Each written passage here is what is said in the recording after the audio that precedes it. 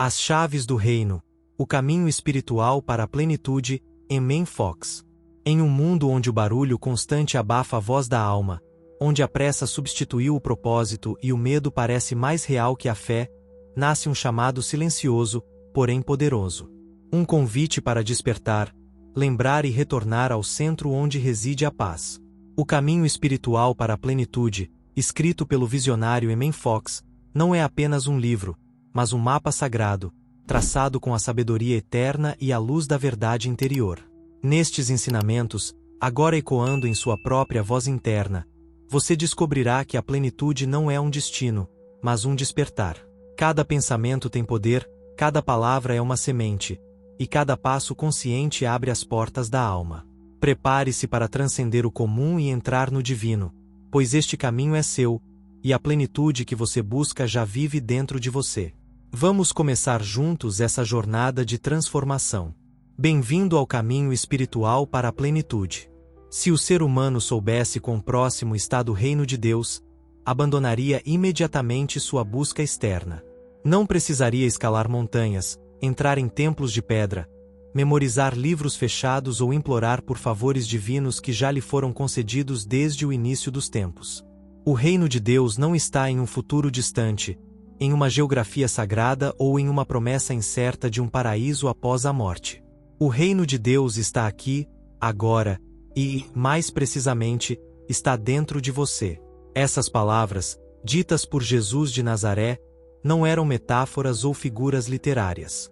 Eram uma afirmação espiritual e científica, uma chave oferecida à humanidade para abrir a porta mais poderosa, a do despertar interior. Quando ele disse o reino de Deus está dentro de você, revelou a maior verdade já dita, uma verdade que, quando compreendida e vivida, transforma medo em fé, dor em paz, escassez em abundância e morte em vida eterna. O propósito deste livro não é ensinar algo novo, mas lembrar o que sua alma já sabe. A vida que você viveu até agora, com seus altos e baixos, buscas e frustrações, é apenas a manifestação externa do seu mundo interior. O que você acreditou, aceitou como verdade, pensou e sentiu repetidamente. Isso se projeta como um filme na tela da sua experiência, e assim continuará até que você perceba que é o projetor, não a tela. Jesus não veio para fundar uma religião, mas para ensinar princípios eternos, imutáveis e universais, que funcionam para todos, independentemente de tempo, raça, crença ou condição. Esses princípios são as chaves do reino, ferramentas práticas, leis divinas, fórmulas vivas que alinham a alma humana à mente de Deus, permitindo manifestar o bem ilimitado aqui na Terra. Cada palavra de Jesus era uma instrução precisa, não para adorá-lo, mas para imitá-lo, para despertar em nós a mesma consciência de unidade com o Pai que ardia nele. No entanto, essas chaves foram esquecidas, distorcidas ou soterradas pelo dogmatismo e pela superstição. O Mestre foi venerado, mas seus ensinamentos, ignorados. Templos foram erguidos em seu nome, mas o pensamento voltado à verdade que ele ensinou não foi elevado. Orações foram feitas por milagres sem compreender que a verdadeira oração não implora, mas reconhece. Não súplica, mas afirma. Não pede, mas declara. Este livro, portanto, não é uma coleção de teorias ou citações religiosas. É um guia vivo, escrito para a alma moderna que não se contenta com crenças herdadas, mas deseja vivenciar Deus em sua própria carne, mente e vida. Aqui, 15 chaves extraídas diretamente da mensagem crística serão reveladas, cada uma como uma centelha de sabedoria que ilumina a mente e abre uma porta da alma. Essas chaves não pertencem ao passado, são eternas. Funcionaram ontem, funcionam hoje e funcionarão amanhã. Funcionam no silêncio do monge e no tumulto do mercado, para o rico e o pobre, o sábio e o ignorante, o crente e o cético. Funcionam porque a verdade não precisa ser acreditada para ser verdadeira. Ela apenas precisa ser compreendida e aplicada. Se este livro chegou até você, não é por acaso. Nenhuma palavra verdadeira vem antes ou depois do seu tempo. Você segura em suas mãos não apenas um texto, mas uma porta. E toda porta, por mais fechada que pareça, cede à chave certa. Este livro contém essas chaves, não porque foram inventadas, mas porque foram lembradas. E você, leitor, buscador, alma em trânsito, está prestes a lembrar também. O reino espera por você, mas não o encontrará fora. Ele está em seus pensamentos, em sua consciência, no eu sou que nunca deixa de ser. Agora, abra a primeira porta. Capítulo 1. A primeira chave. Transforme seu pensamento, transforme seu mundo. Tudo em sua vida reflete diretamente o que você pensa habitualmente. Essa afirmação simples contém uma das verdades mais poderosas que a alma humana pode descobrir. Jesus não falava em termos psicológicos ou científicos, mas suas palavras eram tão essenciais que atravessam os tempos. Quando disse pelos seus frutos os conhecereis, não falava apenas de ações, mas de pensamentos, porque cada pensamento é uma semente, e tudo que se manifesta em sua vida é apenas seu fruto. A primeira chave do reino é entender que seu mundo externo não existe independentemente do seu mundo interno. Você não está reagindo à existência, está constantemente criando-a.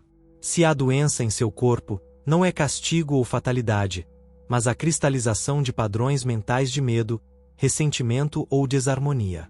Se há pobreza ao seu redor, não é por falta de recursos, mas por uma consciência que não está aberta à verdade da provisão infinita. Se há caos em seus relacionamentos, é porque você ainda não estabeleceu ordem no santuário da sua mente. Jesus ensinou isso repetidamente: é feito conforme tua fé. Ele não disse conforme seu esforço físico, sua sorte ou sua educação, mas conforme sua fé, que nada mais é que o pensamento focado com convicção. O que você pensa persistentemente e acredita fortemente, você manifesta. Essa é uma lei, não uma opinião ou sugestão. É tão exata quanto a gravidade. Mudar seu pensamento muda seu mundo, porque seu mundo é apenas seus pensamentos projetados. Essa chave, embora pareça simples, exige disciplina. O pensamento não é fácil de governar, pois por séculos a humanidade acreditou que ele acontece por si só, indo e vindo sem controle. Mas isso não é verdade. Você pode escolher seus pensamentos como escolhe suas roupas. Pode decidir pensar amor em vez de ódio, paz em vez de ansiedade, verdade em vez de medo. Essa escolha, que parece pequena, é a porta para o reino, pois o reino de Deus é harmonia. E só quando seus pensamentos estão em harmonia com a verdade divina você pode entrar nele. Você não pode pensar ódio e viver em paz, nem escassez e viver em abundância, nem doença e viver em saúde.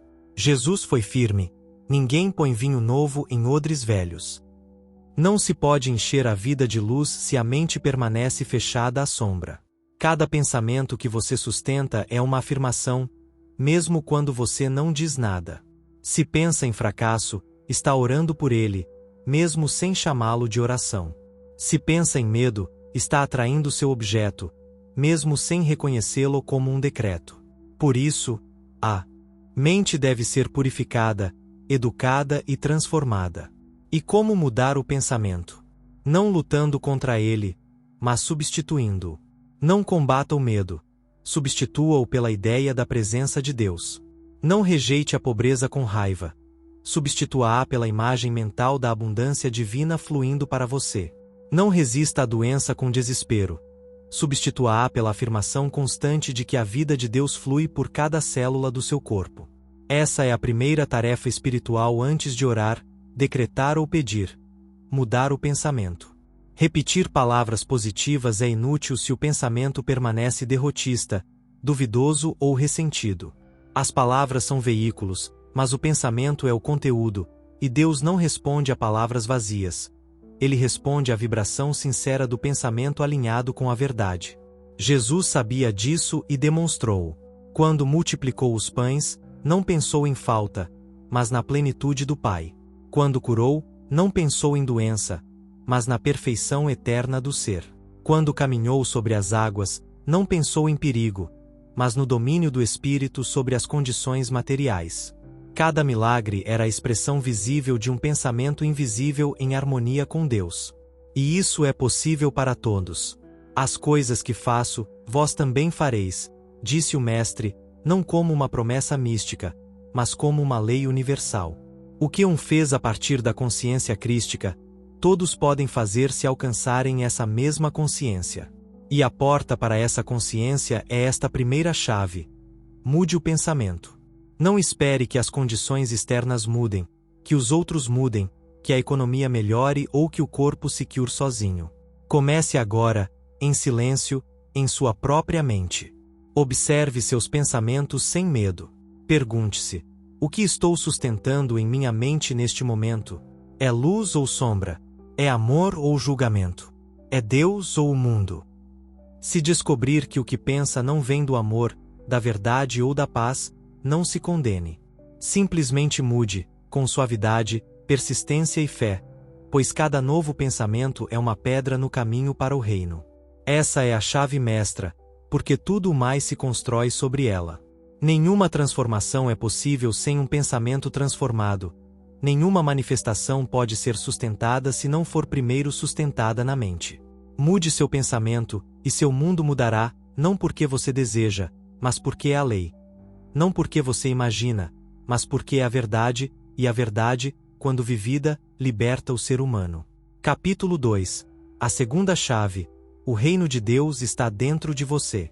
Se houvesse apenas uma verdade capaz de libertar o ser humano de todo sofrimento, confusão e escravidão interior, seria esta: o reino de Deus está dentro de você.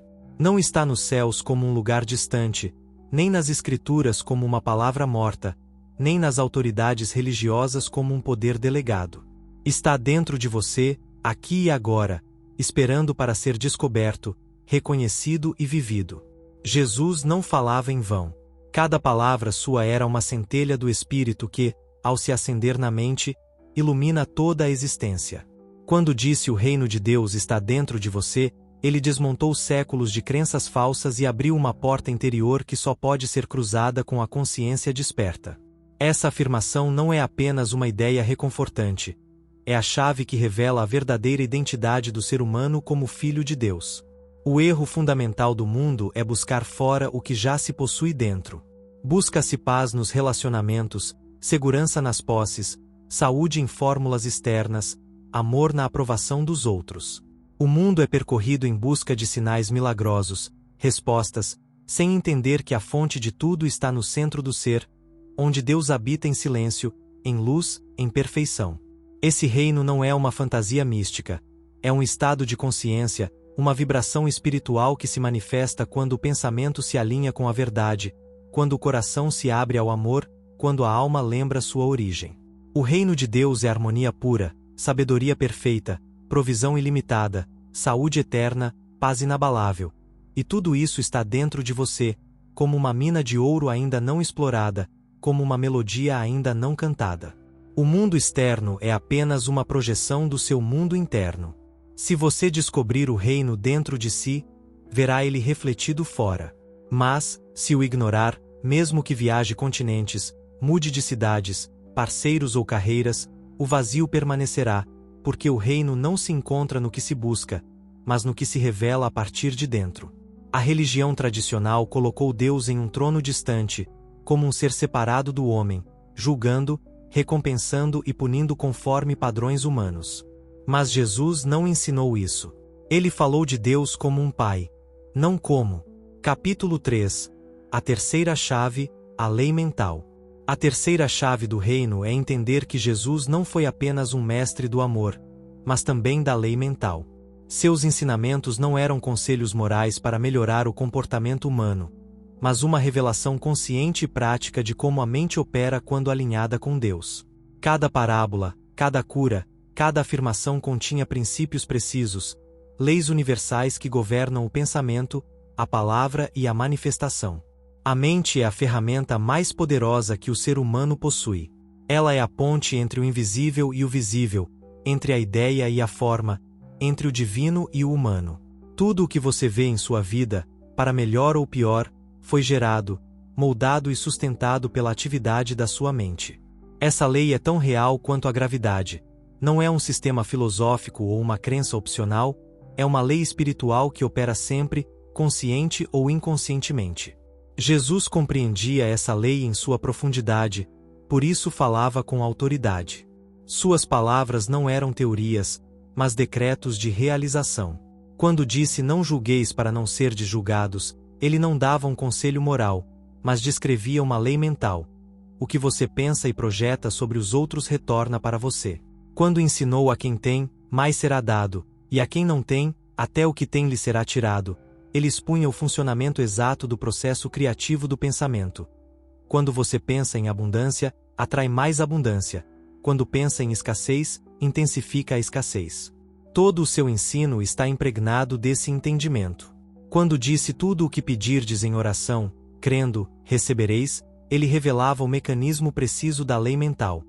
O pensamento alinhado com a fé produz manifestação. Mas, se o pensamento é dividido por dúvida, medo ou uma imagem interna de derrota, a lei mental não para. Ela simplesmente produz o que está na consciência predominante. Jesus sabia que a mente não tem vontade própria. Ela obedece fielmente ao conteúdo que lhe é impresso. É como um espelho que reflete o que lhe é apresentado, sem julgar se é belo ou desagradável. É como o solo que recebe a semente, seja ela trigo ou espinho. Por isso, é vital escolher cuidadosamente os pensamentos que permitimos habitar na consciência. Pensar é plantar, e cedo ou tarde, toda semente dará fruto. Entender a lei mental é assumir total responsabilidade pela própria vida. É parar de culpar circunstâncias, o passado, outras pessoas ou até mesmo Deus. É olhar para dentro e reconhecer que o que penso hoje é o que viverei amanhã. Não há punição externa, destino escrito ou sorte aleatória, apenas a lei. E essa lei não é dura nem fria. É perfeita, justa, matemática e pode ser usada sabiamente para transformar qualquer situação. Jesus aplicou essa lei com maestria divina. Ele não desperdiçava palavras, não duvidava, não oscilava entre dois pensamentos. Sabia que o que decretava com fé se cumpriria, porque estava alinhado com a vontade do Pai, que é o bem absoluto. Quando disse levanta-te e anda, sua mente não tinha a menor sombra de dúvida. Ele visualizava a perfeição, afirmava a vida, e a lei mental obedecia, produzindo o resultado. E isso não era exclusivo dele.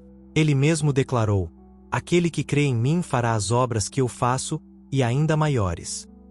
Não porque os seres humanos são deuses separados, mas porque, em sua essência mais pura, a mente humana é um canal do pensamento divino. Quando alinhada com esse pensamento, com essa verdade que não conhece limite ou medo, o impossível se torna possível. A lei mental não é mágica, mas é milagrosa. Não age por capricho, mas por coerência.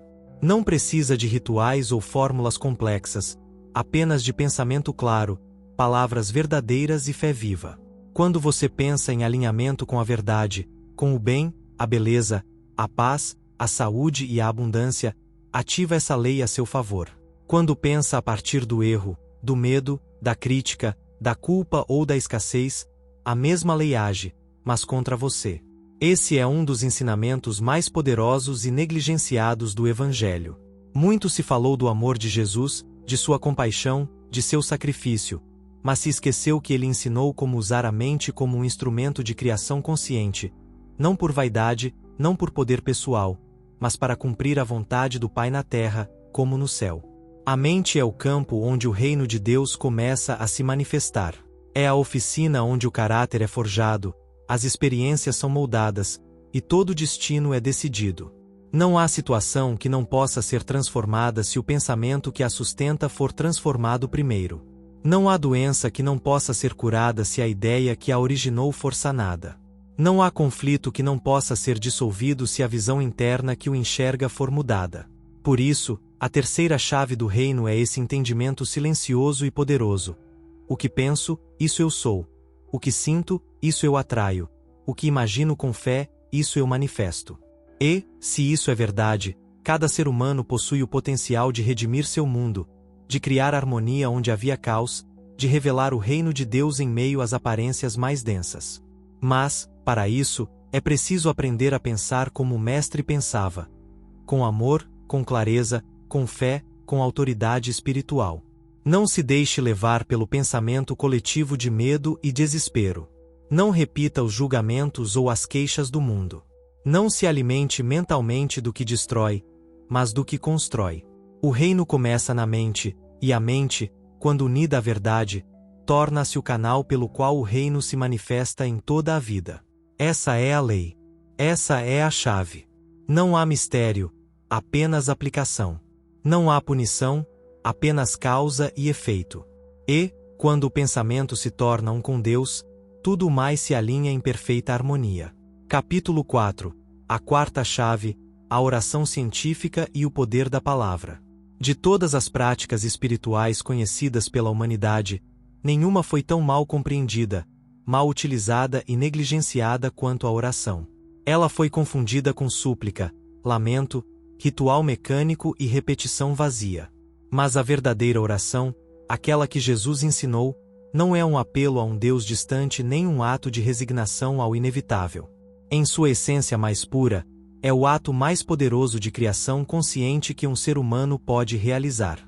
Quando seu mecanismo interno é compreendido e praticado com o conhecimento da lei espiritual, ela se torna o que deve ser: uma ciência exata de transformação. Jesus não orava como os homens de seu tempo. Ele não repetia fórmulas, não se ajoelhava por hábito, não abordava Deus como se ele estivesse ausente, nem pedia como se não soubesse. Ele afirmava, decretava, agradecia e declarava a verdade com autoridade. Quando disse Pai, eu te agradeço porque me ouviste, ele demonstrava o princípio fundamental da oração científica. Orar não é pedir, mas reconhecer. Não é tentar mudar Deus, mas mudar a consciência para se alinhar com Ele. Toda oração eficaz se baseia nesta verdade essencial. Deus já deu tudo: amor, saúde, abundância, paz, sabedoria. Esses não são prêmios futuros, mas realidades presentes. Não estão em falta, não são escassos, não são retidos. Eles apenas aguardam ser reconhecidos, aceitos e manifestados. E onde acontece esse reconhecimento? Na mente de quem ora. Por isso, a verdadeira oração não é um grito de necessidade, mas uma afirmação de plenitude. É o pensamento que se eleva acima das aparências, declarando o invisível como se fosse visível e sustentando essa visão com fé até que se torne realidade. Jesus ensinou isso quando disse: quando orardes, crede que já recebestes, e recebereis. Não há espaço para dúvida ou espera por resultados futuros. Ora-se com a certeza de que o desejado já existe na mente de Deus, e ao afirmá-lo em pensamento, palavra e sentimento, ele se precipita no plano visível como forma, circunstância, cura ou milagre. Essa é a oração científica, não porque é fria ou depende de fórmulas mágicas, mas porque obedece a leis espirituais imutáveis. Assim como o agricultor planta sabendo da lei da semente, a alma que ora com sabedoria sabe que todo pensamento sustentado com convicção se reproduz no mundo externo. A oração científica não implora, afirma. Não hesita, declara.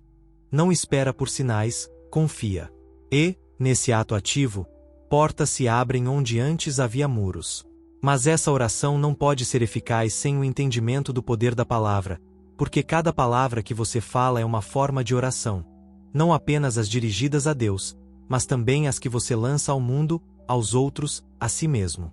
Cada vez que você diz estou cansado, isso não tem solução ou tudo está errado, você está orando a partir da consciência do erro, e o universo, que não distingue entre brincadeira, reclamação ou verdade, responde com fidelidade matemática a essa vibração. O que é afirmado, é reforçado. O que é declarado, é manifestado. O que é nomeado com convicção, ganha vida. Jesus entendia isso, por isso disse: por tuas palavras serás justificado, e por tuas palavras serás condenado. Ele não falava de julgamento divino, mas de uma lei interna que responde a cada declaração. Essa lei é tão precisa que muitas vezes as pessoas não entendem porque suas vidas não mudam, mesmo orando fervorosamente. Elas não percebem que, após orar com fé, falam de medo. Após decretar abundância, falam de escassez. Após afirmar saúde, lamentam a doença.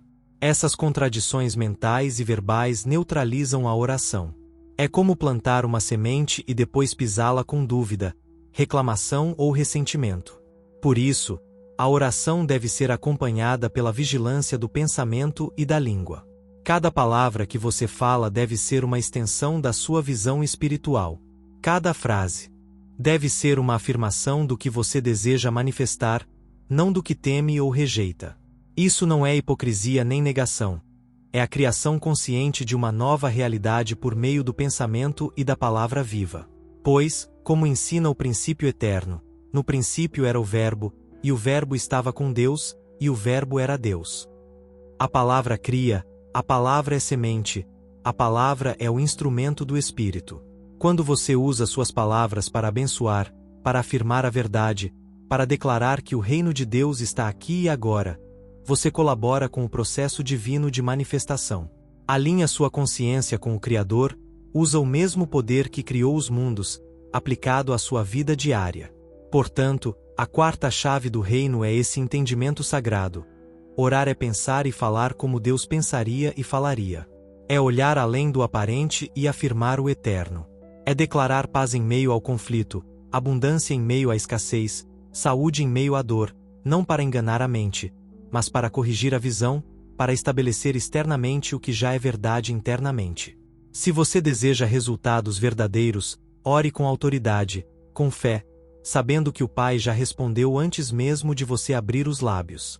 Faça de cada palavra um canal de criação, e acima de tudo, viva como se a oração já tivesse sido atendida. Porque, se você ora a partir da consciência de falta, pede a partir da negação. Mas, se ora a partir da consciência de plenitude, manifesta a partir do reino. A oração científica não falha. A palavra verdadeira não cai no vazio. Quando a mente se alinha com a verdade e a palavra declara com fé, a manifestação é inevitável. Essa é a lei, essa é a chave, e você já a segura em suas mãos. Capítulo 5. A quinta chave, fé. Entre todas as virtudes espirituais, a fé foi exaltada como uma das mais importantes, mas, infelizmente, também uma das mais mal compreendidas. Muitos acreditam que ter fé é uma atitude passiva, uma crença sem fundamento, uma esperança resignada de que, talvez, algo mude algum dia. Essa não é a fé que Jesus ensinou, não é a fé que abre portas, transforma vidas e move montanhas. A verdadeira fé é uma força ativa, dinâmica, profundamente criativa. É uma energia espiritual que molda a substância do universo. Jesus nunca disse: se tens fé, espera que as coisas se resolvam. Ele disse: se tens fé como um grão de mostarda, dirás a este monte: move-te daqui para lá, e ele se moverá, e nada te será impossível. Fé não é passividade, é uma palavra em movimento. É um pensamento sustentado com tal força e convicção que compele a forma a responder. Fé não espera, cria. Não se submete, declara. Não duvida, sabe. Aqui está a quinta chave do reino. Entender que a fé não é uma emoção isolada ou um pensamento, mas a capacidade espiritual de sustentar uma ideia verdadeira, apesar de todas as evidências contrárias. É olhar para a doença e afirmar saúde, observar a escassez e proclamar abundância, ver escuridão e declarar luz, não por fantasia, mas por compreender que o visível é apenas o resultado do invisível, e que o invisível, a ideia divina, o pensamento verdadeiro, a palavra cheia de autoridade, é o que molda o mundo material. Ter fé significa viver a partir de uma visão superior. Significa não permitir que os sentidos governem a mente, mas que a mente, unida ao espírito, governe os sentidos. Jesus demonstrou isso repetidamente. Ele não se impressionava com as aparências, não cedia ao drama das multidões, nem se perturbava com o que os olhos viam, porque sua fé não dependia do que acontecia fora. Sua fé era uma consciência constante da realidade de Deus, mesmo quando o mundo gritava o oposto.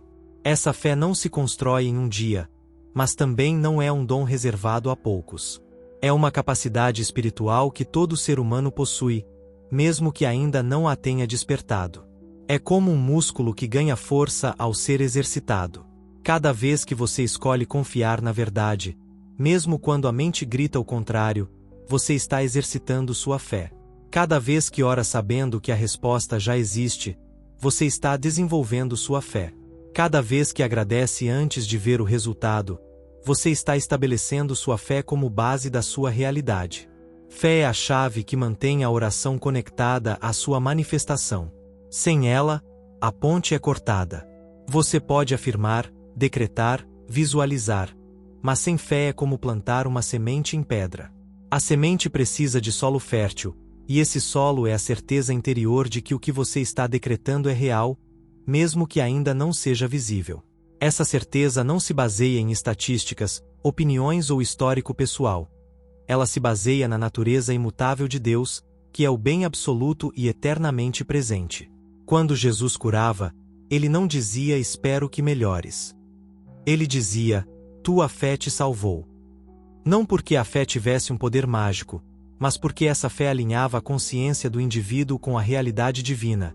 E, ao fazê-lo, o milagre, a cura, a mudança, a manifestação ocorria. Não eram exceções ou intervenções especiais. Eram o resultado natural da lei espiritual operando por meio da fé. Isso significa que a fé é o veículo pelo qual Deus se expressa no mundo. Não é uma exigência imposta, mas uma porta que permite ao Espírito entrar na forma. Onde há fé, há movimento.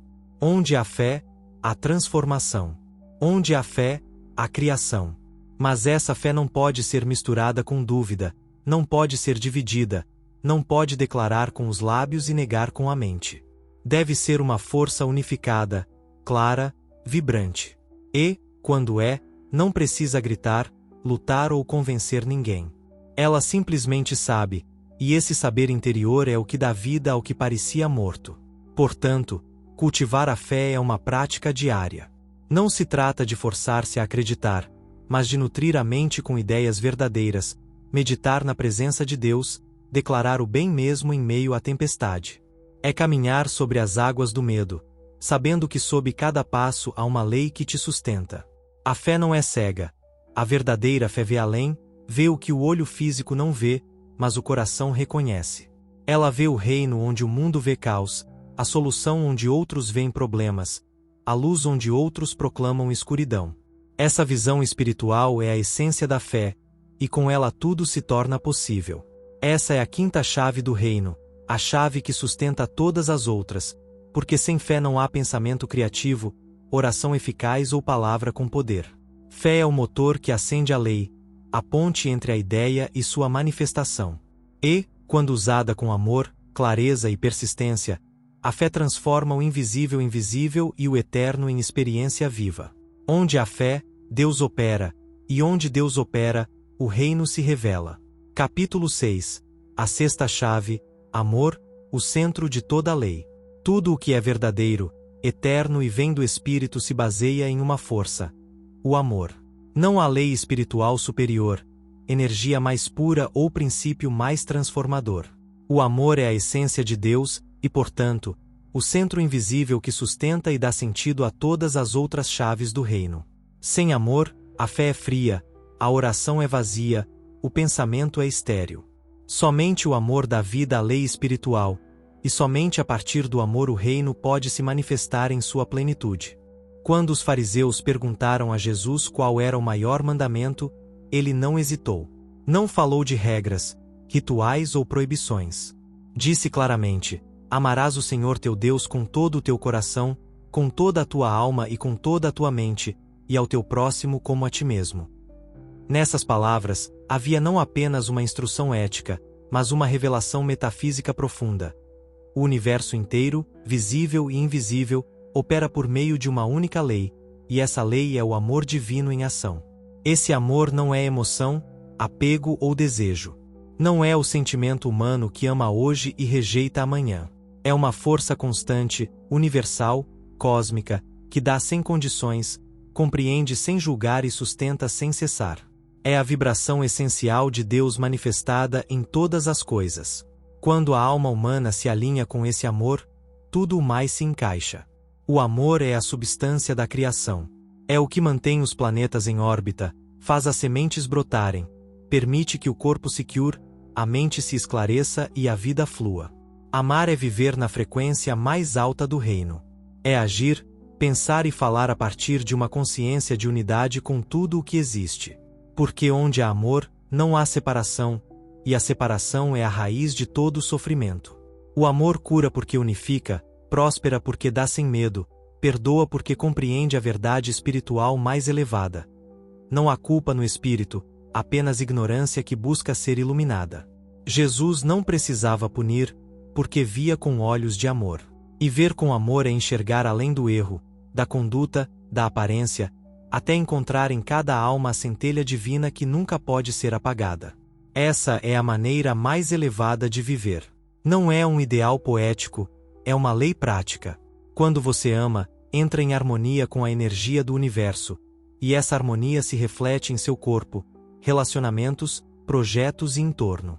A saúde se fortalece, a mente se acalma, a abundância se desbloqueia, porque o amor é a ponte entre a consciência individual e a consciência universal. Onde há amor, Deus está presente. Mas, para amar assim, é preciso deixar para trás o ego, esse sistema de pensamento baseado no medo, na defesa, na separação e na necessidade de estar certo. O ego não sabe amar. Ele apenas sabe possuir, controlar, competir e julgar. O amor, por outro lado, é deixar ir, dar sem exigir, abençoar sem esperar recompensa, confiar que o bem do outro nunca ameaça o seu próprio, porque todos somos sustentados pela mesma fonte. Quando Jesus disse amai vossos inimigos, ele não impunha uma tarefa impossível. Revelava que o amor é a única força capaz de dissolver conflitos, não com fraqueza, mas com poder. O verdadeiro amor não se deixa pisar, mas também não precisa atacar. Não busca humilhar, mas também não se esconde. Ele simplesmente afirma a unidade de todos os seres e age a partir dessa compreensão profunda. E essa ação, inspirada pelo amor, sempre produz cura. Amar não é permitir abusos, submeter-se ou calar diante da verdade. Amar é agir a partir da consciência de que somos todos um em Deus, e que cada alma, mesmo a mais adormecida, merece ser vista com olhos de compaixão, não por ela, mas por você. Porque, cada vez que você odeia, separa-se do reino. Cada vez que guarda ressentimento, afasta-se da fonte. Cada vez que julga, escurece sua luz. Mas, cada vez que ama, mesmo em silêncio, mesmo quando ninguém percebe, uma parte do mundo se transforma. Essa é a sexta chave, a chave que não gira com força, mas com ternura, que não arromba, mas abre suavemente a porta do reino. Porque o reino não se conquista, ele se revela no coração que escolheu amar. Ame quando for fácil, mas também quando parecer impossível. Ame o amigo, mas também o estranho, o adversário, aquele que ainda não despertou. Ame o mundo, não porque ele é perfeito, mas porque, em sua essência, ele já é Deus manifestado. O amor não é uma opção no caminho espiritual, ele é o próprio caminho. E quem caminha no amor não pode se perder, porque o amor é a única bússola que sempre aponta para o reino. Capítulo 7. A sétima chave, perdão como libertação espiritual. Entre todas as chaves do reino, poucas são tão poderosas, e ao mesmo tempo, tão temidas quanto esta, o perdão. A mente humana, condicionada pelo ego, apega-se à ofensa, guarda registros do passado, revive suas feridas e acredita erroneamente que lembrar a dor é uma forma de proteção. Mas a alma que conhece a verdade entende que, enquanto houver ressentimento no coração, não pode haver liberdade. E, sem liberdade interior, o reino de Deus permanece velado. Jesus foi claro, radical e profundo ao ensinar sobre essa chave. Ele não sugeriu perdoar quando conveniente, nem pediu para esperar até estar pronto. Ele disse, perdoai, e sereis perdoados. E foi ainda mais longe, se não perdoardes aos outros suas ofensas, tampouco vosso Pai vos perdoará. Essas palavras podem parecer duras à primeira vista, mas não são uma punição. São uma descrição exata de como a lei espiritual opera. O perdão não é um favor que concedemos aos outros, é uma libertação que concedemos a nós mesmos. Quando não perdoamos, permanecemos presos ao passado, à dor, à imagem mental do outro, que se torna uma prisão interna. A ofensa, por maior que seja, vive apenas na memória, não na realidade. E é essa memória que continua afetando o corpo, a mente, as emoções e nossas circunstâncias. O perdão, então, não apaga o que aconteceu, pois isso já pertence ao tempo, mas dissolve seu poder sobre nossa consciência. Ao fazer isso, abre as comportas do bem que antes estavam bloqueadas. Jesus entendia isso profundamente. Por isso, mesmo pendurado na cruz, pronunciou a frase mais poderosa que pode ser dita em um mundo governado pelo medo: Pai, perdoa-lhes, pois não sabem o que fazem. Aqui está a essência do perdão espiritual. Compreender que o erro surge da ignorância, não da malícia. Que todo ataque é um grito não reconhecido por amor. Que quem fere o faz porque ainda não despertou sua própria luz. E segurar o ódio mantém viva uma ferida que só pode ser curada quando entregue ao amor. Não há oração verdadeira sem perdão. Não há cura duradoura sem perdão. Não há progresso espiritual sem perdão, porque o ressentimento é uma forma de julgamento, e o julgamento separa. O reino só pode ser revelado na unidade. Cada vez que você escolhe não perdoar, nega a si mesmo a entrada nessa dimensão de harmonia onde tudo é possível. Mas, cada vez que escolhe perdoar, mesmo que doa, mesmo que não entenda como, mesmo que ainda não sinta, você está declarando com sua alma que deseja ser livre. E essa declaração tem poder. O perdão espiritual não depende do outro. Não exige pedidos de desculpas ou reparos externos. É um ato unilateral de consciência. Significa: não te condeno mais em minha mente. Não te carrego mais em meu coração. Não permito que essa memória me separe de Deus. Não se trata de justificar o erro ou negar a dor, mas de transcendê-la. Colocá-la nas mãos da lei divina, que vê mais longe, corrige com sabedoria e cura sem punição. O ego dirá: como posso perdoar isso? E Deus responderá: como não perdoar, se você é amor? O ego dirá: eles não merecem. E o espírito dirá: o perdão não é sobre merecimento, é sobre liberdade. O ego dirá: se perdoar, me enfraqueço. E a verdade responderá: somente quem perdoa conhece a força. Porque o perdão não é fraqueza, é força em sua forma mais elevada. É maestria interior. É semelhança com Cristo. E aqui está o grande mistério.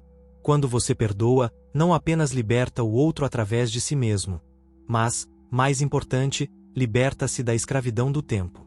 Quem não perdoa vive preso a um momento do passado, revivendo uma cena como se ela ainda tivesse poder. Mas quem perdoa retorna ao presente, limpo, esvaziado, preparado para receber a plenitude do reino, que não pode habitar em um templo poluído pelo ódio. Perdoar não é esquecer, é lembrar sem dor. É olhar para o passado e dizer: sim, isso aconteceu, mas não me define mais, não me controla mais, não me limita mais. E, ao fazer isso, uma nova energia entra na consciência. O corpo se alivia, a mente se esclarece, portas que antes estavam fechadas começam a se abrir, porque o amor, e somente o amor, pode dissolver até as correntes mais antigas. Essa é a sétima chave do reino, a chave que muitos temem usar, mas que contém a maior libertação. Não exige ritual, apenas uma decisão interna, silenciosa e profunda. E essa decisão é: não carrego mais esse fardo. Entrego essa dor ao oceano do amor divino. Eu te liberto, eu me liberto. E, nessa liberdade, descubro que sempre estive em Deus. Porque onde há perdão, ali começa o reino. Capítulo 8. A oitava chave, o silêncio abençoado. Em um mundo que venera o barulho, teme o vazio e busca preencher cada momento com palavras, imagens, opiniões e estímulos, a voz de Deus permanece inaudita para a maioria. Não porque ele deixou de falar, mas porque sua linguagem é o silêncio. A alma que deseja entrar no reino não pode fazê-lo correndo, gritando ou raciocinando incessantemente. Ela deve parar, aquietar-se, voltar-se para dentro e ouvir. Essa é a oitava chave, o silêncio abençoado. Jesus frequentemente se retirava para lugares solitários, não para escapar do mundo, mas para se reconectar com o reino.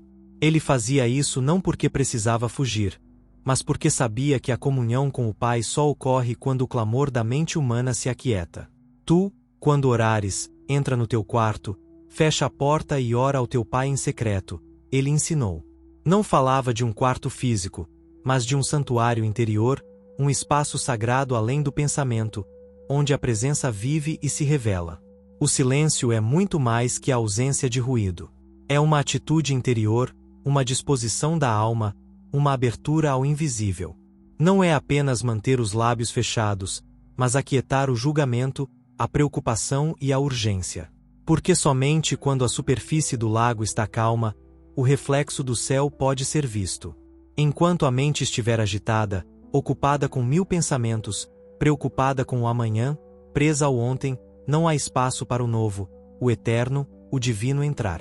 O silêncio é suspender a personalidade por um momento, deixar de se identificar com o papel, o problema, a história. É dizer, agora, eu não sou o que está acontecendo comigo. Não sou meus pensamentos. Não sou o que acredito que devo ser. Sou apenas consciência, apenas presença, apenas ser. E, nesse vazio sagrado, onde o ego não grita mais e o coração não corre, Deus aparece, não como uma voz trovejante, mas como uma certeza. Não como um milagre externo, mas como uma paz que não depende de nada. O silêncio é o solo fértil onde a oração floresce, onde a intuição desperta, onde a verdade ressoa sem necessidade de palavras. Ele não pode ser forçado, deve ser permitido. Não pode ser fabricado, deve ser descoberto. E, no início, o silêncio pode ser assustador, porque, quando o mundo externo se cala, ouvimos o eco de nós mesmos. Pensamentos reprimidos emergem, medos não reconhecidos, a ansiedade que se escondia por trás do barulho. Mas não devemos fugir disso. Devemos atravessá-lo, como passar por uma nuvem para alcançar o céu claro, porque, por trás de toda sombra, a luz espera. Por trás de todo ruído interno, a voz que nunca deixou de falar aguarda. O silêncio também é disciplina. Em um mundo obcecado por ter opiniões, por discutir, por sempre ter a última palavra, a alma sábia escolhe permanecer em silêncio, não por medo, mas por sabedoria. Nem tudo precisa de uma resposta, nem toda emoção precisa ser dita em voz alta, nem todo conflito precisa ser vencido. Às vezes, o maior ato de poder é manter o silêncio, porque no silêncio ouvimos a direção interior, sentimos o momento certo, evitamos erros impulsivos, plantamos paz. E esse silêncio não é isolamento, é comunhão. É o espaço onde a presença pode agir sem interferência. Quando a alma entra no silêncio, ela se torna receptiva, e essa receptividade é a porta para a revelação. Porque Deus não força, não invade, não interrompe. Deus sussurra, inspira, guia, e sempre o faz no silêncio. Isso não significa viver em um mosteiro ou se retirar do mundo. É cultivar um espaço interior onde, em meio a qualquer situação, um centro de quietude possa ser preservado. Você pode estar no meio do barulho, da atividade, da vida diária, e ainda manter esse silêncio selado dentro de você. Essa é a verdadeira prática.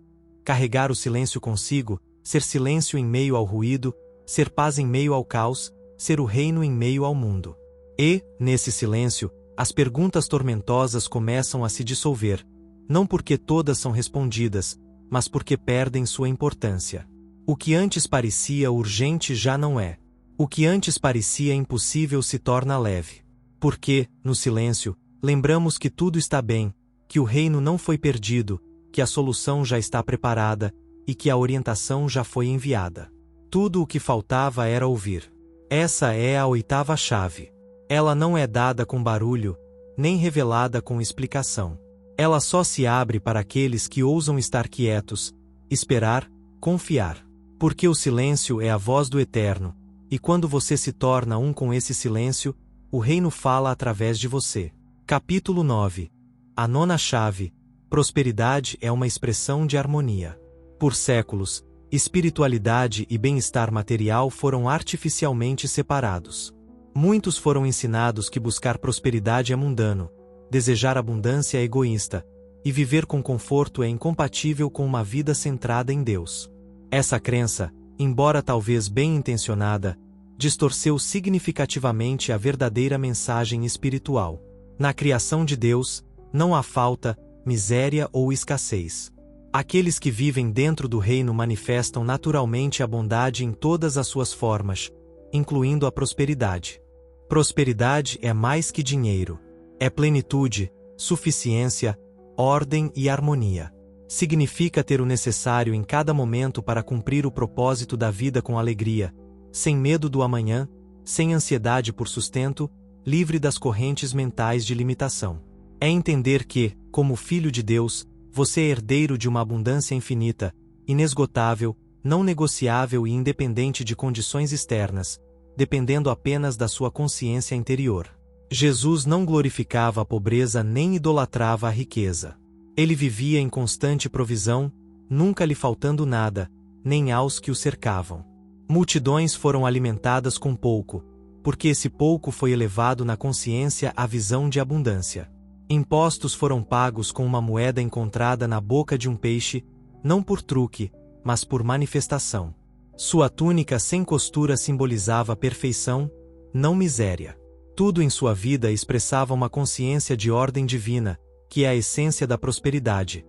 Ordem espiritual manifestada em forma. Quando sua mente e coração se alinham com as leis de Deus, a substância divina flui para você naturalmente, sem esforço, sem ansiedade.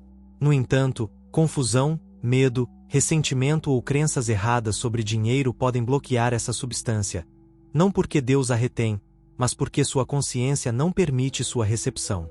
A mente é o canal pelo qual a provisão entra na experiência. Se esse canal estiver limpo, o fluxo é constante. Se obstruído por pensamentos de escassez, culpa ou indignidade, o fluxo é interrompido. Portanto, para manifestar prosperidade, é preciso primeiro purificar a consciência. Isso não significa repetir frases vazias, mas estabelecer firmemente na mente uma compreensão clara. Deus é minha fonte, a substância divina é ilimitada, e o que preciso me é dado no momento perfeito, na forma perfeita, por canais perfeitos. Prosperidade não é algo a ser alcançado, é algo a ser reconhecido. Ela já existe em forma invisível, esperando ser atraída pela lei da correspondência. Essa lei responde não a desejos superficiais, mas ao que você aceita profundamente como verdadeiro. Se você acredita que dinheiro é mau, que não merece mais ou que a riqueza corrompe, independentemente de suas orações, continuará atraindo o que essa crença oculta sustenta. Mas, se compreender que o universo é generoso, que a abundância é a linguagem natural do espírito e que não há virtude na miséria nem pecado na plenitude, sua consciência se abre. E, quando a consciência se abre, a vida responde. A prosperidade espiritual não acumula por medo nem desperdiça por vaidade. Ela circula, abençoa, serve, torna-se um veículo de expansão, um canal de generosidade e uma expressão de amor prático. O dinheiro, quando entendido a partir do reino, é apenas energia em movimento, e toda energia consagrada a um propósito superior se multiplica. Jesus afirmou claramente: dai, e vos será dado, uma boa medida, calcada, sacudida, transbordante. Não porque o universo recompensa o dar, mas porque dar é um sinal de confiança, e a confiança é uma porta aberta. Se você deseja prosperar, não pergunte primeiro quanto você tem, mas como você pensa. Não olhe para sua conta bancária, olhe para sua conta espiritual. O que você acredita sobre riqueza? O que diz quando vê alguém bem-sucedido? O que pensa quando uma oportunidade surge? Tudo isso revela seu estado interior, e o estado interior é a causa, enquanto a experiência externa é o efeito. Essa é a nona chave do reino, uma chave libertadora que desmantela séculos de culpa, medo e ignorância. Ela diz que você não nasceu para sofrer ou apenas sobreviver, mas para florescer. Sua alma não encarnou para mendigar pão, mas para expressar a perfeição divina em todas as suas formas. Sua provisão já está garantida se você alinhar sua mente com a verdade do amor e da harmonia universal. Prosperidade não é o objetivo, é uma manifestação, um resultado natural de uma consciência desperta. E, quando você vive a partir do reino, nada falta, nada é excessivo, tudo flui, tudo abençoa, tudo é suficiente. Capítulo 10. A 10ª chave, o poder da gratidão. Há uma força espiritual que, quando ativada com sinceridade e consistência, transforma a consciência mais rapidamente que qualquer outra prática. Não requer palavras elaboradas ou longos discursos, nem rituais ou explicações. É expressa em uma única atitude interior, simples, poderosa e divina: a gratidão. Essa é a 10ª chave do reino. Embora muitos a considerem uma virtude secundária, ela é, na verdade, uma força vibracional tão elevada que abre instantaneamente as portas do bem. Gratidão não é uma reação emocional a um favor recebido, nem apenas dizer obrigado quando as coisas vão bem. A verdadeira gratidão é um estado de consciência, uma maneira de ver a vida, uma postura espiritual que reconhece o bem mesmo quando ele ainda não é visível. Jesus sabia disso profundamente. Diante dos 5 pães e 2 peixes, ele não lamentou a falta, não pediu mais, ele agradeceu. E, ao agradecer antes que o milagre fosse visível, ativou a lei da multiplicação. Essa é a essência da gratidão espiritual. Afirmar o bem antes que ele apareça, permitindo assim que ele se manifeste. Agradecer depois de receber é natural, mas agradecer antes de receber é fé ativa, consciência elevada, alinhamento com o reino. Quem agradece antecipadamente demonstra que já aceitou o bem como real, mesmo que os sentidos ainda não o percebam. E o que é aceito com fé e gratidão inevitavelmente se materializa. Gratidão, portanto, é uma forma de oração silenciosa. Não pede, reconhece. Não súplica, afirma. Não implora, confia. É uma expressão de humildade perante Deus, uma declaração interior que diz: eu sei que o bem já me foi dado, e por isso sou grato. A alma que vive em gratidão transforma seu entorno sem grande esforço, porque a gratidão é uma frequência de atração, uma energia que dissolve resistências e amplifica tudo o que toca. Se você agradece pela vida, ela se expande. Pela saúde, o corpo se fortalece. Pelas ideias, a mente se esclarece. Pelo pouco, esse pouco se torna muito. E, no entanto, muitas almas vivem presas à reclamação. Reclamam do trabalho, do corpo, do tempo, dos outros, de si mesmas. A reclamação é a negação do bem, uma afirmação de falta. E, assim como a gratidão abre, a reclamação fecha o canal da provisão, da paz e da alegria. Ao focar no que falta, o sentimento de escassez cresce. Jesus não ensinou a reclamação. Ele ensinou a bênção, o agradecimento, a elevação do olhar para ver com os olhos da alma o que já está presente, mesmo que ainda não visível. Gratidão também é o antídoto para o medo, porque, quando você agradece, reconhece que está sendo sustentado, que não está sozinho, que o Espírito já proveu tudo o que é necessário. Nesse ato interior, a ansiedade desaparece, e onde não há ansiedade, a mente fica livre para receber inspiração, orientação, respostas. Agradecer é, então, uma forma de confiar, e quem confia vive no reino. O poder da gratidão está em sua pureza. Ela não exige, não manipula, não negocia. Simplesmente vê o bem, nomeia-o e o celebra. E essa celebração é criativa. Não é ilusão ou escapismo, é fé em ação, visão espiritual, a alma dizendo: eu vejo Deus agindo aqui, agora, no que tenho, no que sou, no que está por vir. Ser grato em meio à dificuldade não é negá-la, é transcendê-la. É colocar o olhar no real, não no aparente. É declarar que, além do que parece faltar, há uma presença que sustenta, guia, protege, provê. Essa declaração não precisa ser dita em voz alta. Um único pensamento grato, uma pausa interior, um suspiro de reconhecimento é suficiente para transformar o campo vibracional da consciência. A gratidão é uma semente divina. Quem a planta colhe abundância de maneiras que a mente talvez não preveja, mas certamente virão, pois a lei espiritual nunca falha. E a lei responde não a quem pede com medo, mas a quem agradece com certeza. Essa é a 10ª chave do reino. Ela não abre apenas uma porta, abre todas. Porque um descrache, onde a gratidão, a luz, onde a gratidão, a verdade, onde a gratidão, a amor. Agradeça pelo que você tem, pelo que você é, pelo que está por vir. Agradeça até pelo que ainda não compreende, pois por trás de cada passo está Deus te guiando. E, quando a alma agradece, mesmo em silêncio, o universo inteiro responde. Aqui está o reino. Capítulo 11. A 11ª chave: não julgarás, o caminho da não contrariedade. Entre todos os ensinamentos de Jesus, um ressoa com força e profundidade particulares: não julgueis para que não sejais julgados. À primeira vista, parece um conselho moral, um convite à tolerância ou uma diretriz ética para a convivência pacífica. Mas, na verdade, é muito mais que isso. É uma chave espiritual, uma lei mental, uma porta direta para a paz do reino. Porque julgar não é simplesmente ter uma opinião. É assumir o papel de criador do outro, determinar com uma mente limitada algo que só a mente divina pode compreender plenamente. E, cada vez que o julgamento surge, o fluxo da harmonia é interrompido. Essa é a 11ª chave do reino. Abster-se de julgar para permanecer na frequência do amor. Porque onde há julgamento, há separação, e onde há separação, o reino, que é a unidade perfeita, não pode se manifestar. O julgamento nasce do ego.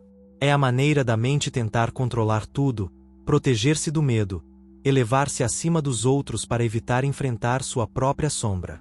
Julgar é dizer: eu sei quem você é, sei seu valor, sei o que você fez e por que o fez. E isso, espiritualmente, é uma profunda arrogância. Jesus nunca condenou, mesmo diante do erro. Ele o enfrentava sem julgar a alma que o cometia. Via além da ação, não se deixava enganar pelas aparências, sabia que, por trás até do ato mais sombrio, havia uma centelha divina esperando ser reconhecida.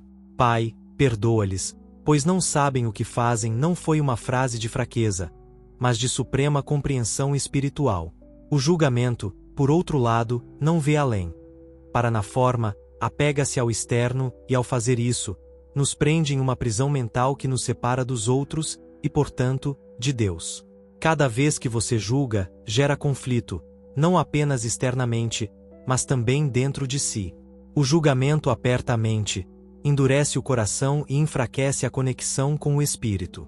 E, nesse estado, a paz se torna impossível. Como o reino pode habitar em uma consciência ocupada em apontar dedos, classificar, comparar?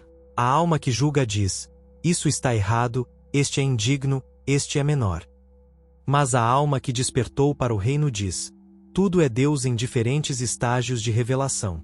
Não compreendo tudo, mas abençoo tudo, não porque aprovo o erro, mas porque confio que a lei divina o corrigirá sem punição, sem violência, sem que eu precise ser o juiz. O caminho da não contrariedade não é passividade, é força contida, maestria espiritual, consciência elevada.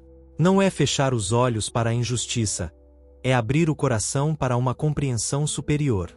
Porque, onde o ego vê culpa, o espírito vê aprendizado. Onde o ego vê erros imperdoáveis, o espírito vê caminhos para o despertar. E, ao não julgar, também nos libertamos de julgar a nós mesmos, porque o julgamento não é uma flecha que aponta apenas para fora. Ela sempre retorna, e com a mesma intensidade com que condenamos os outros, condenamos a nós mesmos. Quem vive julgando vive sob a ameaça de punição. Mas quem renuncia ao julgamento se torna um canal de graça. Isso não significa que não podemos discernir. Discernimento é luz, julgamento é escuridão. Discernimento vê claramente sem condenar. Julgamento ataca, rótula, confina. Discernimento diz: isso não está alinhado com o bem, escolho outra coisa. Julgamento diz: isso é ruim, e você é culpado por isso. E, nisso, o fluxo do amor é cortado. A lei espiritual é clara. Você recebe o que dá, vê o que acredita, experimenta o que sustenta. Se você julga, isso lhe será retornado na forma de conflito interno, relacionamentos tensos e visão distorcida. Mas, se você escolhe ver pelos olhos do Cristo, se, em vez de condenar, abençoa, se, em vez de acusar, liberta, o mundo começa a refletir essa paz, não porque tudo muda fora, mas porque a percepção muda de dentro. Essa é uma das chaves mais sutis e poderosas do reino. Quem para de julgar, para de sofrer desnecessariamente, para de repetir a velha história do bem contra o mal, do eu contra o outro, e começa a viver a partir da unidade. Não é uma tarefa fácil, mas é um caminho certo. E, cada vez que o julgamento tentar surgir de seus lábios ou de sua mente, lembre-se: não sou juiz, sou luz. Não sou carrasco, sou ponte. Não sou voz de condenação, sou a presença do reino. Porque, quando você não julga, Deus pode trabalhar livremente em você e através de você. E, nesse espaço interno limpo, a paz se instala, e o conflito desaparece como uma sombra diante da luz. Capítulo 12. A 12ª chave: buscai primeiro o reino. No ápice de todos os ensinamentos de Jesus, há uma frase que não é apenas um conselho, mas um comando espiritual, uma bússola interior, uma fórmula infalível. Buscai primeiro o reino de Deus e a sua justiça, e todas essas coisas vos serão acrescentadas. Não é uma promessa distante nem uma expressão simbólica. É uma lei universal condensada em palavras divinas.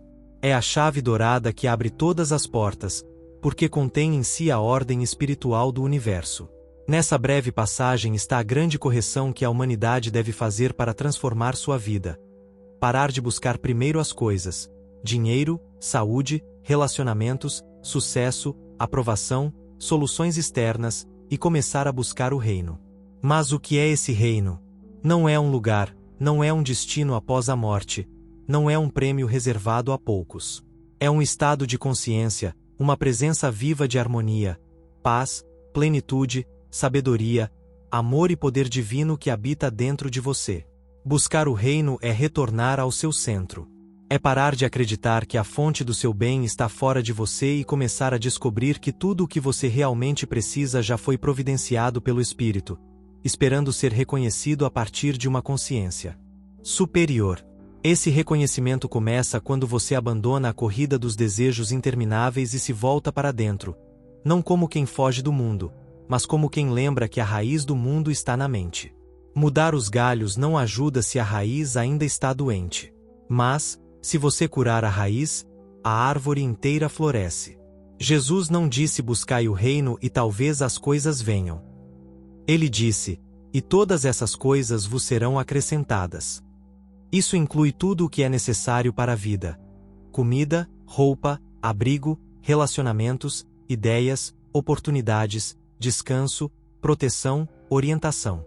Não porque o reino é um mercado onde favores são trocados, mas porque, quando você entra nessa consciência superior, o que antes parecia distante ou impossível simplesmente começa a se manifestar. As portas que estavam fechadas se abrem, os fardos que pareciam pesados se dissolvem, os problemas se reconfiguram como lições, e as lições, como bênçãos.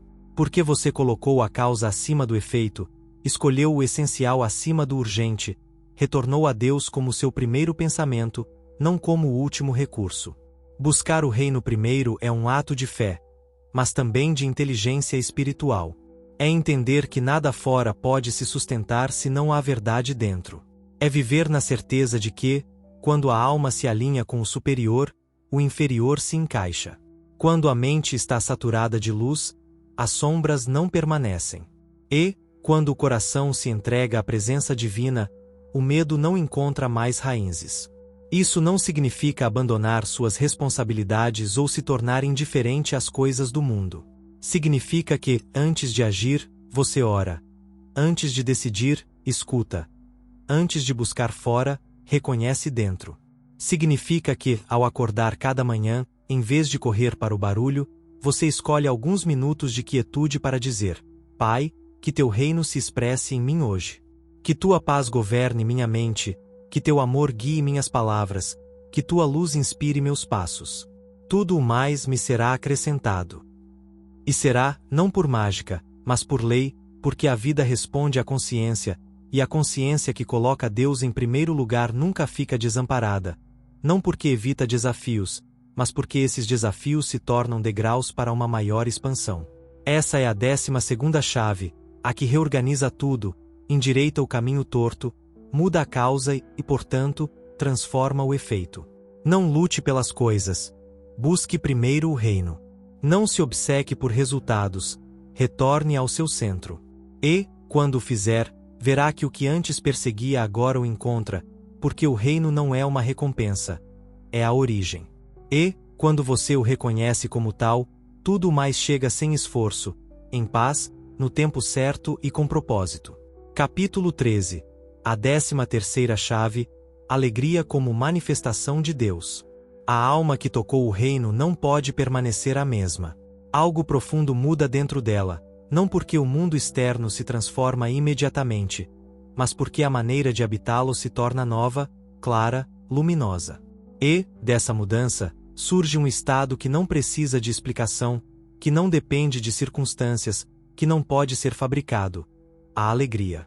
Isso não é uma simples sensação de felicidade, nem uma euforia passageira ou uma excitação condicionada. A alegria espiritual é uma vibração da alma em contato consciente com Deus. É a expressão viva de sua presença. E é por isso que essa é a 13ª chave: a alegria como manifestação de Deus. Jesus não era um homem triste. Era profundo, sim. Compassivo, sim. Ciente da dor do mundo, também. Mas era essencialmente alegre. Sua proximidade com o Pai lhe dava uma alegria interior que não dependia do que acontecia fora.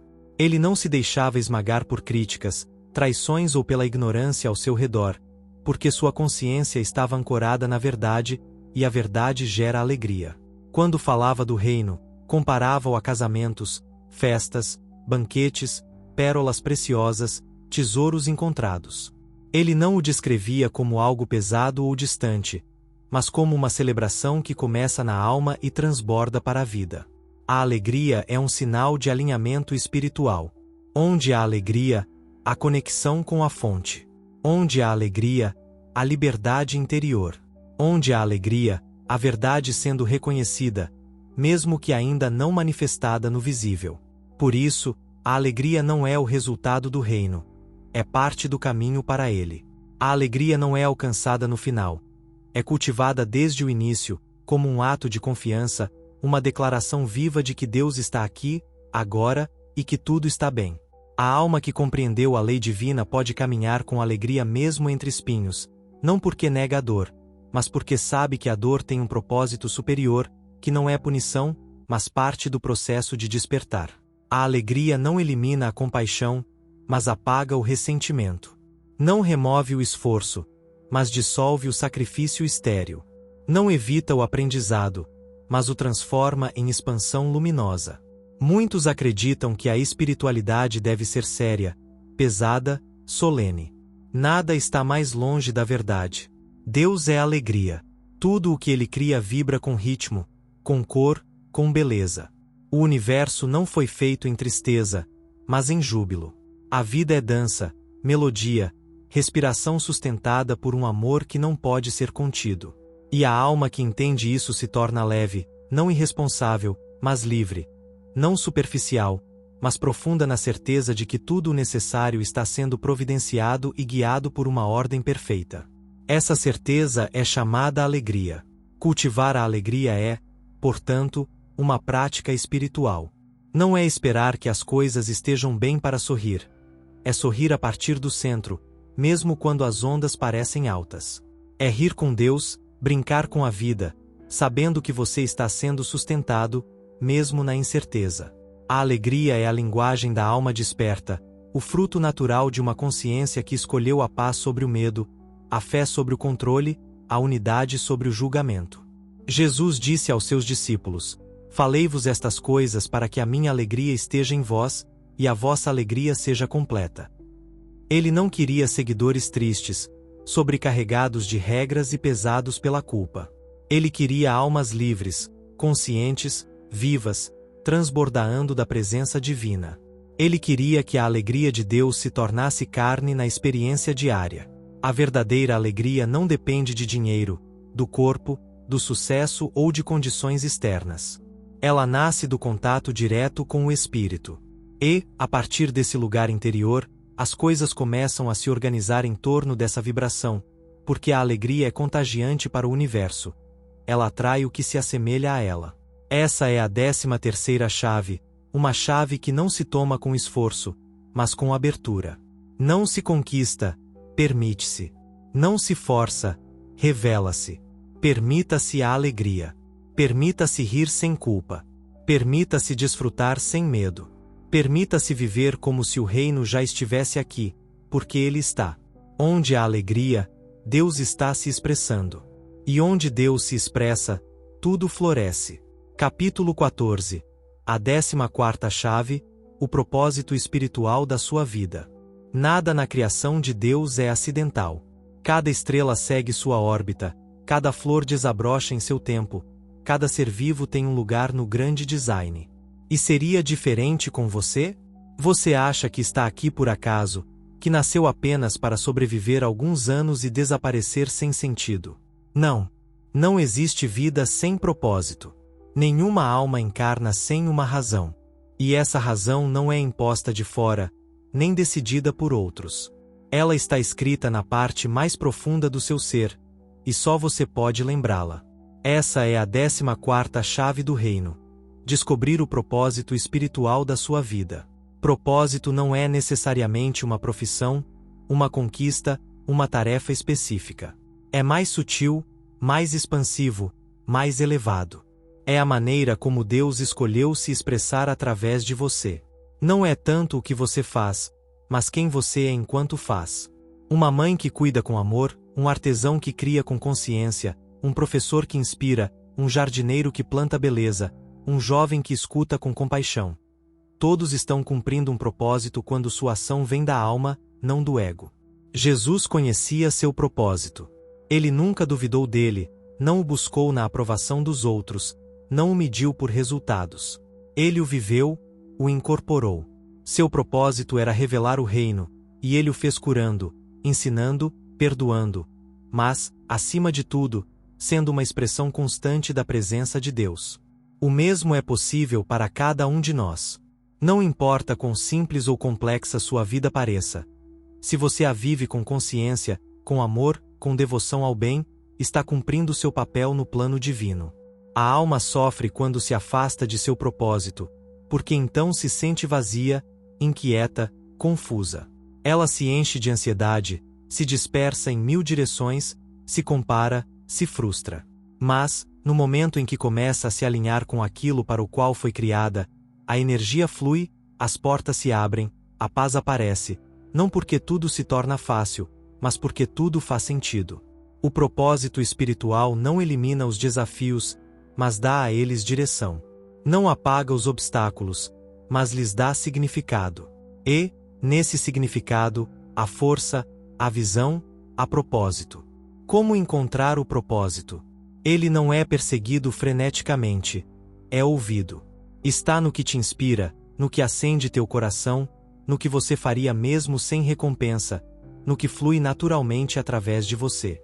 Está no que você dá ao mundo sem esforço, no que os outros recebem de você como um presente invisível.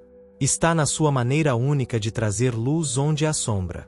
E você não precisa de fama, poder ou títulos para vivê-lo. Você só precisa de honestidade interior e da disposição de ser um canal de Deus no cotidiano. Quando Jesus disse: "Quem quiser salvar sua vida, a perderá. Mas quem perder sua vida por minha causa, a encontrará", ele falava disso. Não se referia a um sacrifício doloroso, mas à entrega do ego.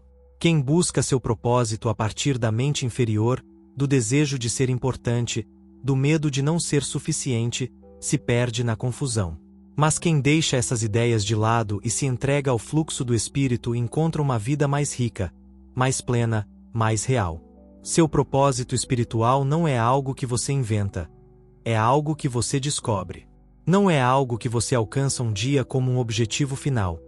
É algo que você vive todos os dias, em cada ação, em cada escolha.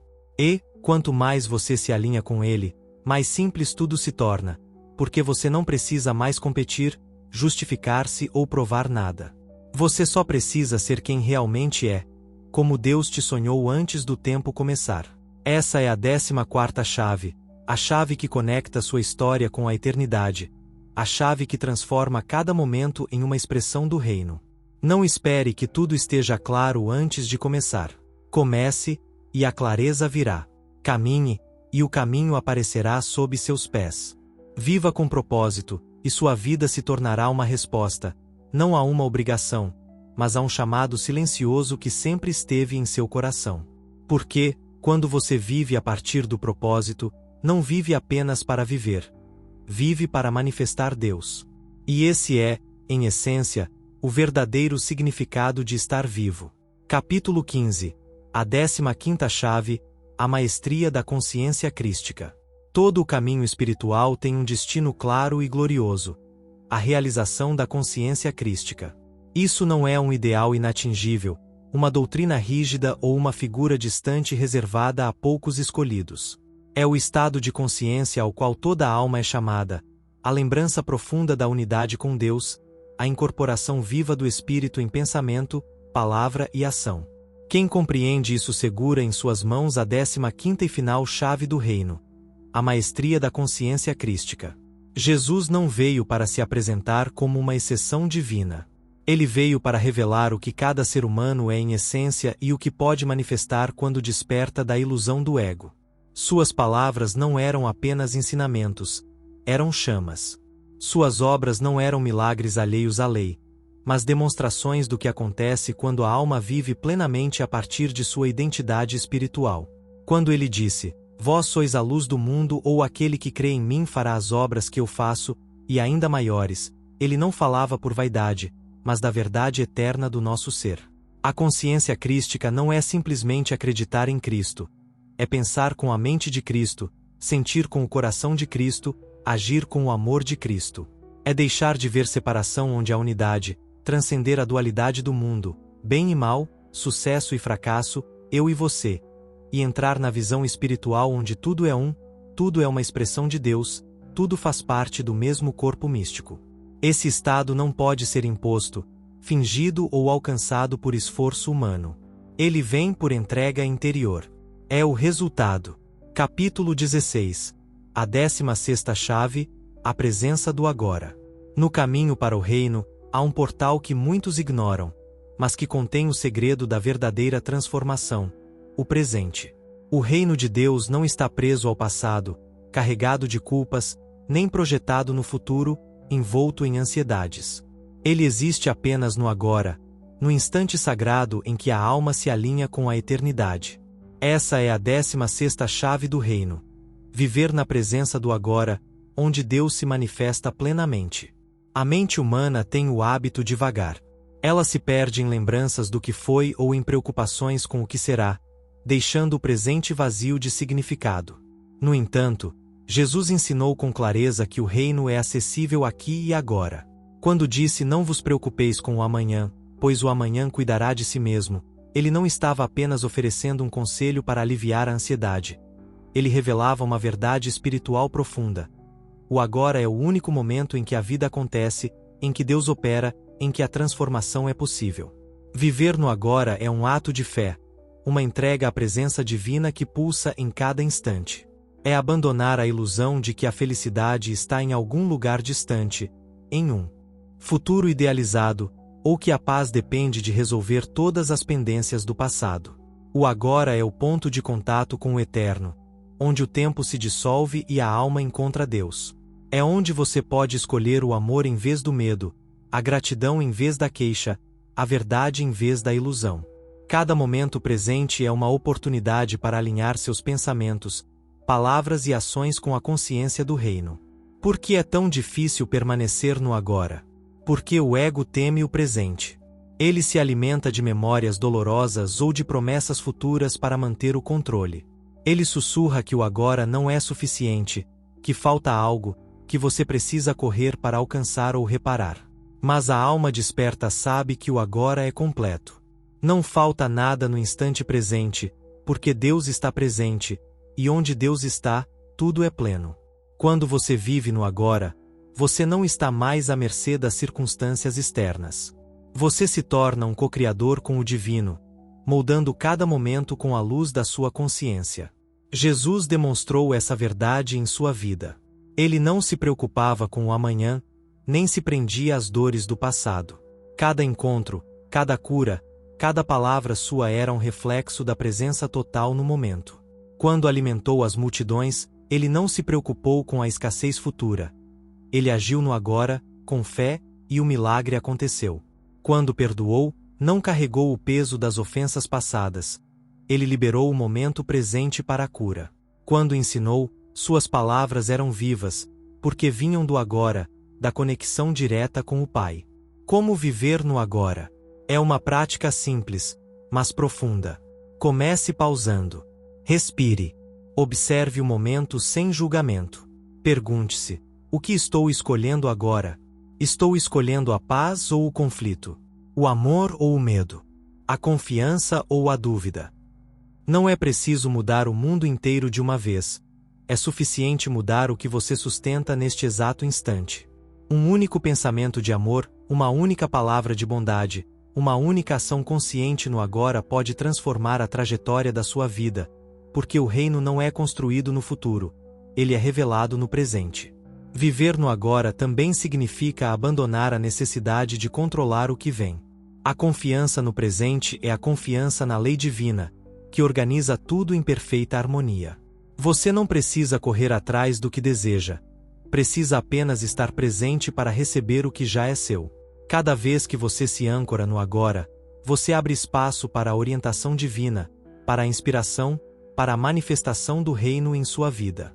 O passado não pode te prender, e o futuro não pode te assustar, porque no agora você está em Deus, e em Deus não há medo, apenas plenitude. Essa é a 16ª chave, uma chave que não exige esforço, mas rendição.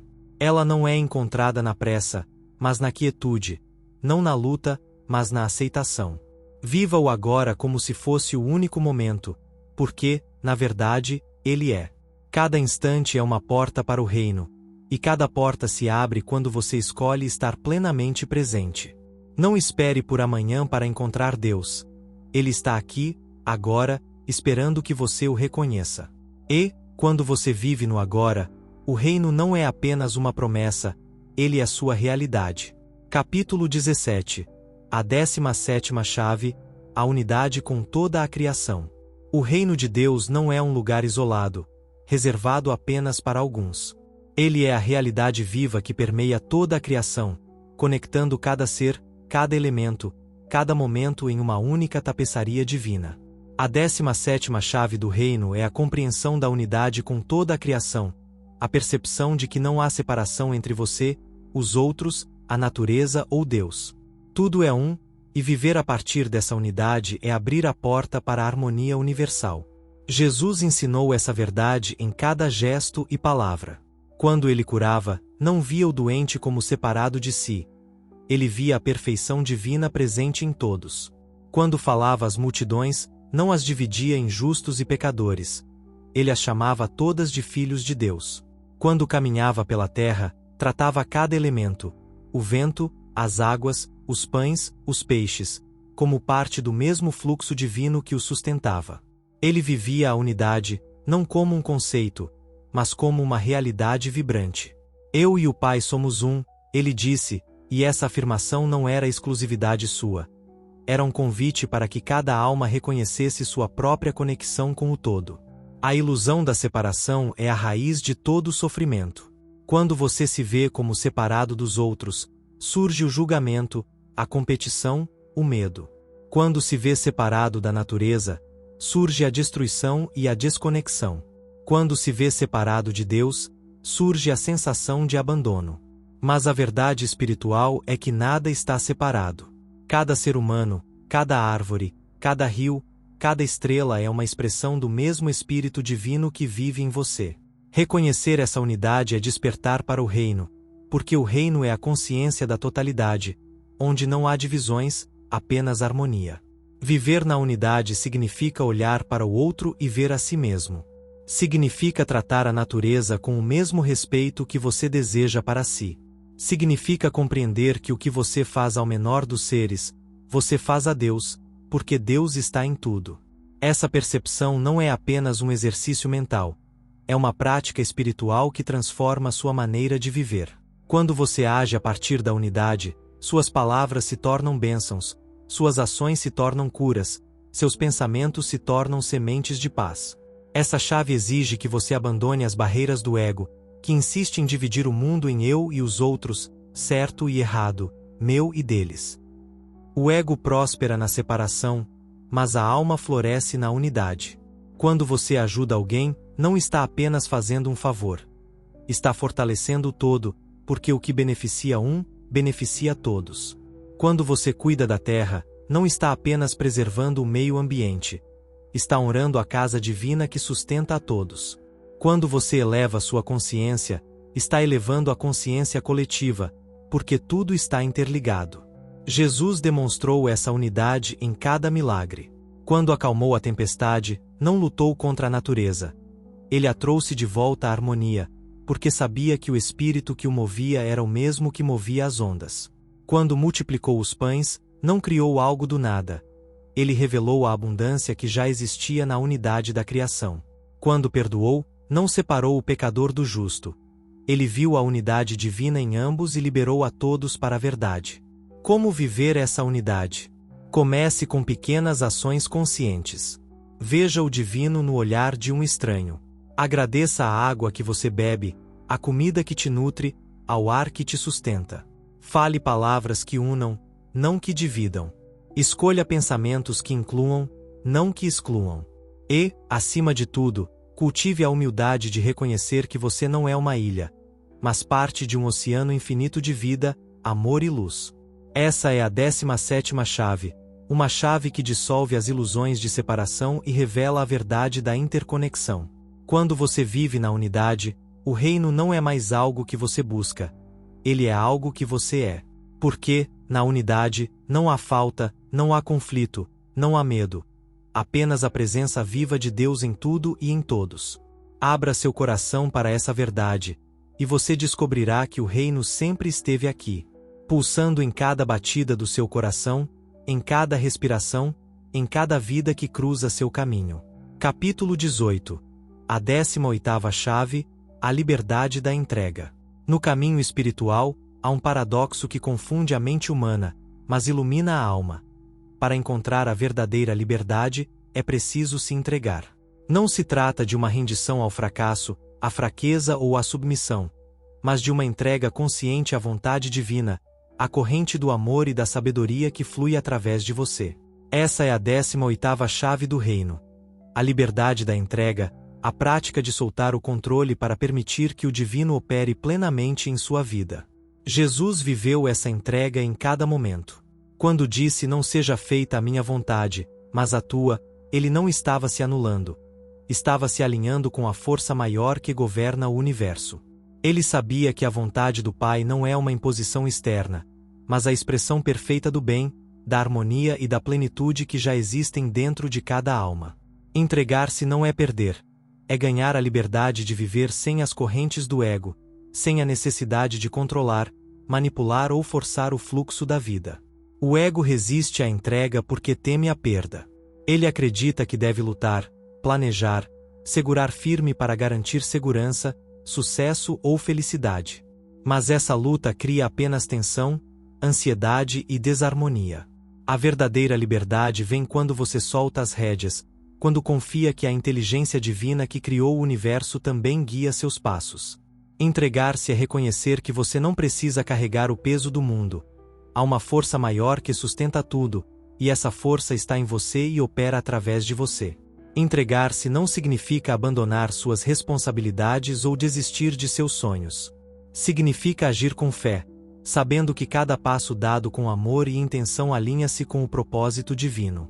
É planejar sem apego, trabalhar sem ansiedade, amar sem posse. É dizer, eu faço a minha parte, mas confio que o resultado está nas mãos de Deus. Essa confiança não é passividade, é poder ativo, porque libera sua energia para criar, em vez de desperdiçá-la em preocupação ou medo. Jesus demonstrou essa liberdade em cada milagre. Ele não forçava os resultados, ele os permitia. Quando curava, não lutava contra a doença. Ele se entregava à certeza da perfeição divina, e a cura acontecia. Quando ensinava, não impunha suas palavras. Ele as oferecia com amor, confiando que a verdade encontraria seu caminho. Quando enfrentou a cruz, não resistiu. Ele se entregou ao propósito maior, sabendo que a vida verdadeira não pode ser destruída. Como praticar a entrega? Comece com a humildade de reconhecer que você não tem todas as respostas. Solte a necessidade de estar sempre certo, de controlar cada detalhe, de prever cada resultado. Em momentos de dúvida ou dificuldade, pause e diga: eu entrego isso à sabedoria divina. Que o melhor se manifeste, de acordo com a harmonia do reino. Essa entrega não é fraqueza, é força espiritual, porque você está escolhendo confiar na ordem perfeita do universo. A entrega também é uma prática de desapego. Não se apegue aos resultados, às opiniões dos outros ou às circunstâncias externas. Apegue-se apenas à verdade de que você é um com Deus, e que tudo o que acontece serve ao seu despertar. Quando você se entrega, as portas do reino se abrem, porque você removeu os obstáculos da sua própria resistência. O que antes parecia um problema se torna uma oportunidade. O que parecia um fardo se torna uma lição. O que parecia um fim se torna um novo começo. Essa é a 18ª chave, a chave que não força, mas permite, que não prende, mas liberta.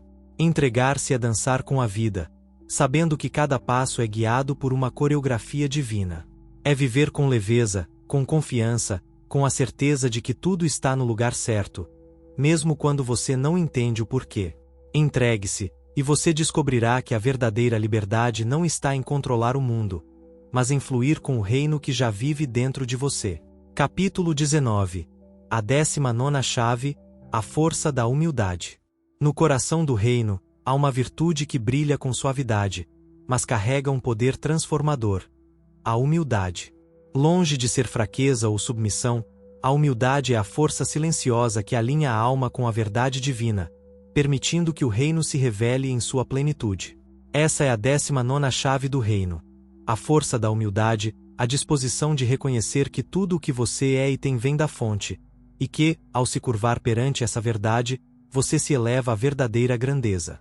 Jesus viveu a humildade em sua forma mais pura. Ele, que era chamado de mestre, lavou os pés dos discípulos. Ele, que conhecia o poder do reino, não buscava glória pessoal. Ele, que falava com a autoridade do Pai, nunca se colocou acima dos outros. Sua humildade não era uma negação de sua divindade, era a expressão dela. Ele sabia que a verdadeira grandeza não vem do ego, que busca reconhecimento, poder ou superioridade, mas da alma que se reconhece como parte do todo, como um canal da luz divina. A humildade não é se diminuir ou se sentir inferior. É entender que você não é a fonte do seu poder, mas um instrumento dela. É reconhecer que cada talento, cada oportunidade, cada respiração é um presente do Espírito. Quando você vive com humildade, você não compete, não se vangloria, não precisa provar nada a ninguém. Você simplesmente é, e nesse ser, você permite que Deus flua através de você, trazendo bênçãos para o mundo. O ego resiste à humildade porque a confunde com fraqueza. Ele quer brilhar, ser reconhecido, estar acima.